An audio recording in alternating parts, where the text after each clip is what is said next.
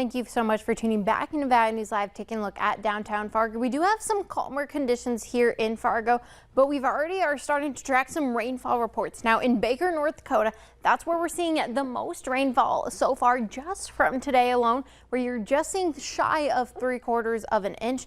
Cary, North Dakota, you're just seeing shy of half an inch. In Langdon, you are seeing just over 1/4 of an inch. And in Kennedy, Minnesota, you're just seeing over 1/10 of an inch. Now, with these rainfall reports, we're still seeing rainfall in most of now the central part of the valley, especially approaching that Grand Forks area. Now, this is some of the storms that were south of Devil's Lake that were producing a significant lightning show. Now, Grand Forks, you are finally starting to see some rainfall, and even here in the Fargo FM area, we're going to see some of that rainfall here in the next 30 minutes or so. Crookston, you can expect some rainfall around 10:24, and even in Fosston, you can expect some rainfall at 11. And with this band of the heavier thunderstorms, we're seeing rainfall reports near Page, North Dakota, just at half an inch per hour, and even just to the west of Grand Forks, you are getting almost 2 inches of rain per hour. Now, how long will this stick around? Well, over the next couple hours, the storms do continue to develop slightly, mostly for our friends in the north, which is going to help your drought conditions. But those storms are going to continue to rumble throughout the night. None of them are going to be severe, but some may be on the stronger side.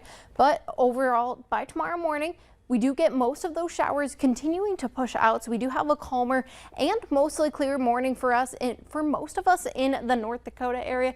Now, tomorrow is going to be a bit of a breezy day with those temperatures still in those 60s by your lunchtime, and even as we head throughout the rest of your afternoon, we can see gusts up to 20, maybe 25 miles an hour in the afternoon, with temperatures barely getting out of the 70s, some barely scraping out of the 60s to our friends in the north.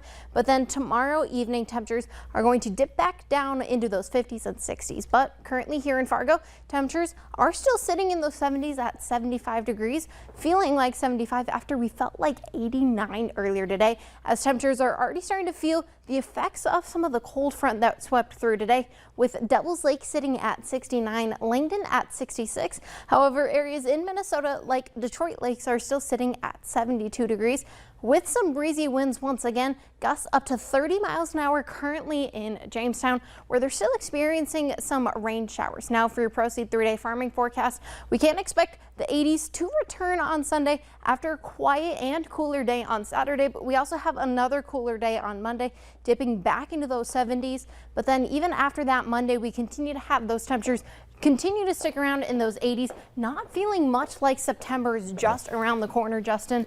And those 80s are going to be bringing some cloudy skies, but otherwise 80s starting off September. It's not a bad way to start. A couple quick tastes of fall, but still a very summer-like forecast. Yes, especially with the weekend and pumpkin spice now back at Starbucks and Dunkin'. It's a little weird in the 80s. All right, thanks, Shelby.